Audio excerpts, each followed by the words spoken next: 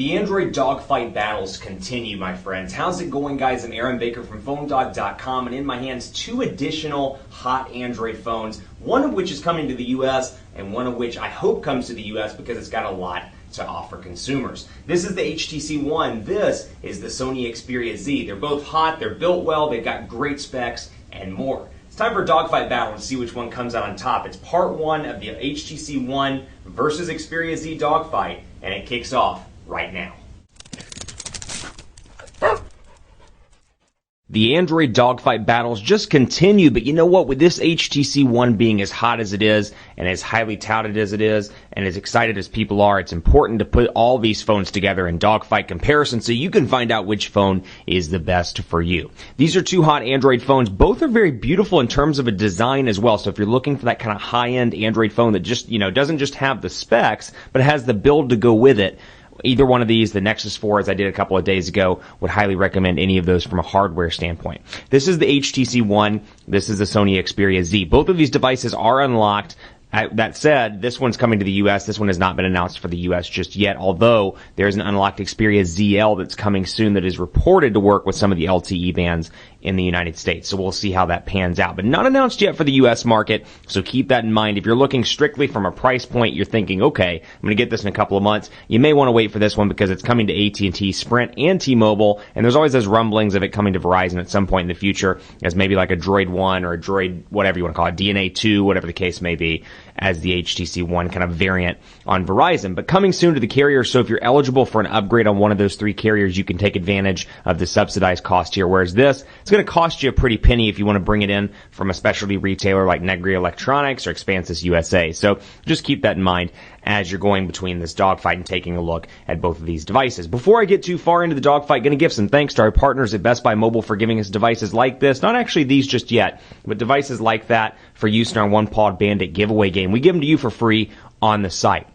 When you go into Best Buy Mobile, you'll walk out working. They'll get your widgets, your contacts, your settings, your notification settings, your blink feed settings here, all your Sony stuff set up and ready to go. So when you walk out the door, you're working, thanks to Best Buy Mobile. So back into the dogfight here. HTC One packing a 1.7 gigahertz Snapdragon 600 CPU. It's a quad-core CPU, 2 gigabytes of RAM, 32 or 64 gigabytes of internal storage, non-expandable. Comes in silver and black. It's a gorgeous device. We've talked at length about the build of this device. It is absolutely beautiful. Love the metal on the back. Love the boom sound speakers on the front. It's one of those things, like I say in previous videos, I'm kind of surprised manufacturers and OEMs in general just haven't realized this years ago. Why not put the speakers on the front? So people, when they're watching their videos or when they're listening to music, they can take advantage of the speakers on the front. Great option there. 2 gigabytes of RAM, 2,300 milliamp hour non-removable battery, Android 4.1 over here, Jelly Bean with HTC Sense version 5, which incorporates some new features like HTC Blink Feed, which we'll talk about, and then HTC Zoe as well, which we'll talk about probably in part 2 of the dogfight video. Then here's the Sony Xperia Z. You can get this from online retailers like Negri Electronics, which is where we got ours, so special thanks to them for making, I should say special thanks for having it in stock, because at negrielectronics.com you can pick it up, or at Expansis USA. In terms of specs on the Xperia Z, you're looking at some pretty strong specifications all across the board here, including a 13.1 megapixel camera with 1080p HD video recording. It's got a 1.5 gigahertz quad-core processor, Snapdragon S4 Pro. You've got a 5-inch 1080p HD display here that's absolutely gorgeous. So keep in mind here, 4.7-inch 1080p display, 5-inch 1080p display. So just from a content viewing standpoint, it is a little bit bigger over on the Xperia Z, or Z, as the Canadians and British folk like to call it.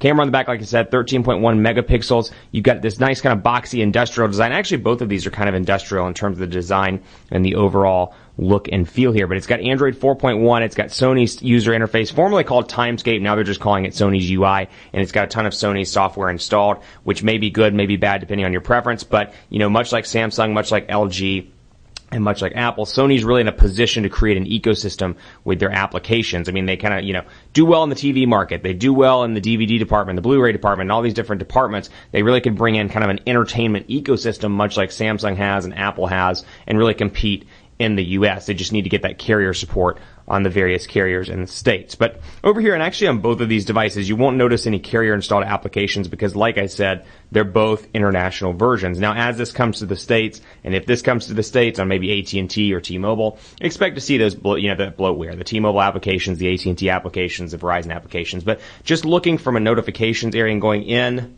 directly to the applications, you can see a distinct difference. Even though both of these are running Android 4.1, you can see how distinctly different they look in terms of the applications drawer and the applications area. You've got your alphabetical order here. You can change it around, and this is different for HTC Sense 5 in general. A huge change from HTC Sense 4. It's more simplified. It's easier to navigate, and that's what HTC was going for with the One. Now, out of the box, you get the 3x3 grid.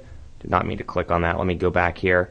And then you can, of course, change it. 3x4 grid and change it to 4x5 if you want to, which gives you the opportunity to have more on the screen. And like I said, you can do alphabetical. You can do different things in terms of the customization of how your applications are laid out. Over here, it goes from side to side. Over here, it goes from up to down. And you'll notice that your notifications area, or I should say your app drawer rather, stays in the bottom at all times. And the applications and kind of an overall look and feel, I can't think of the word. I'm drawing a blank. This is what happens when you don't have enough coffee. The little icons, thank you. The icons look different from HTC Sense version 4.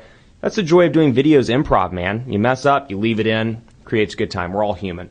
And then, of course, you've got your alphabetical stuff over here, and you can customize it as well by most used or recently installed on the Xperia Z as well. So again, side to side over here. On-screen buttons, though, you've got back, home, and recent applications.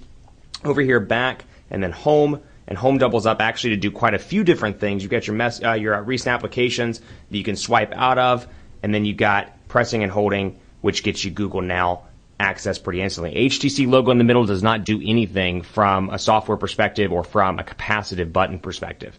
Then over here, like I said, back, home, and recent applications, but it is on screen. They do go away, though, if you're in like YouTube or something like that. So let's talk brass tacks here in terms of the hardware design. Over here, you got your volume rocker on the right side, whereas on the Xperia Z, you got your power button, you got your micro SIM card slot, you got your volume rocker, and then over on this side, you got an area for charging, and then you got your micro SD card slot, your charging port, micro USB. Over on this side, all you have is a micro SIM card slot, whereas your charging port's down here at the bottom, a little bit off center and to the right on the HTC One. Nothing down here, and then up here, you got your 3.5 millimeter headphone jack on both devices. I should point out that this is water resistant, so you've got the flaps covering all the ports. It is water resistant. I would not recommend submerging it too much, but if you get some rain on it, you get some coffee on it, you pull an Aaron Baker and spill coffee all over $2,500 worth of phones like he did on Monday, always good to have the Xperia Z laying around. That's the joy of stuff that does not get put into video, my friends. Power button up top that doubles up as an IR blaster on the HTC One as well. So let's jump right in and take a look at messaging here because I want to show you the keyboard and show you kind of take advantage of the 4.7 versus 5-inch display over here. First of all, both of these devices are incredibly fast, but you really, again, can tell Sony's influence and HTC's influence atop Android 4.1 here and how different these look, again, though, even though they're running virtually the same version of Android 4.1. So you can see how the notification bars look. You've got kind of more of a stock look and feel over here just in terms of how the icons are laid out. Still looks kind of the same over here. You've got your clock and, of course, your ability to clear. And then over here, actually there's nothing to clear, so you don't need to clear anything. But you've got your clear button up top. Click that to remove everything. And then you've got some shortcuts up top, which I really like. This is something Sony's doing. I love this from Samsung. LG's done a pretty decent job with this as well. Having those shortcuts up in the notification bar, it's one of those things you don't really think you use until you go away. I'm actually using this on the 30-day challenge, and I carried a Samsung device before, and I keep going up here to try and click my quick access buttons and realize they're not there. So it's one of those things you don't realize you need or don't realize you use until it's gone. But settings over here, Android 4.1, you can see how it's organized. And again, HTC One has moved into what's called a Roboto font. So a little bit different from previous versions of HTC Sense. And then over here, you've got wireless and networks. You've got personal over here where you can personalize your device.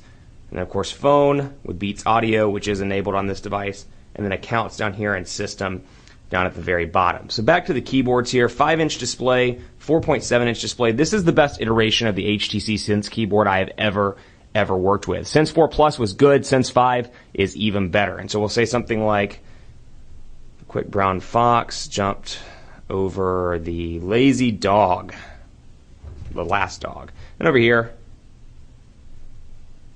jumped over the lazy dog. And so you've got two keyboard options here. You've got Sony's Xperia keyboard, you've got HTC Sense keyboard. All you get on both of these, Google Voice typing. No swipe pre-installed, nothing else, although there are plenty of great alternatives through Google Play for free, all the way up to about $3.99 depending on how much you want to spend. I actually recommend downloading one called the Android 4.2 keyboard. It's by, I think, John T. Amey or Tanmi. In Google Play, it's free. It's a great keyboard. It's the Android 4.2 keyboard, stock, and just put it on. But this is a fantastic keyboard. Been really impressed with the HTC keyboard, and you can see how fast this device performs in day-to-day use with portrait and landscape mode. Sony's is decent. They definitely improved from previous Xperia devices, but really, in comparison to this, would prefer the HTC One. Keep it locked on PhoneDog.com. Part 2 is coming up. We'll talk about cameras, more stuff on Android 4.1, the differences between the personalization, and more. It's a dogfight. You're going to want to stay tuned because in Part 2, I'll declare a winner in this Android powerhouse battle. Stick around.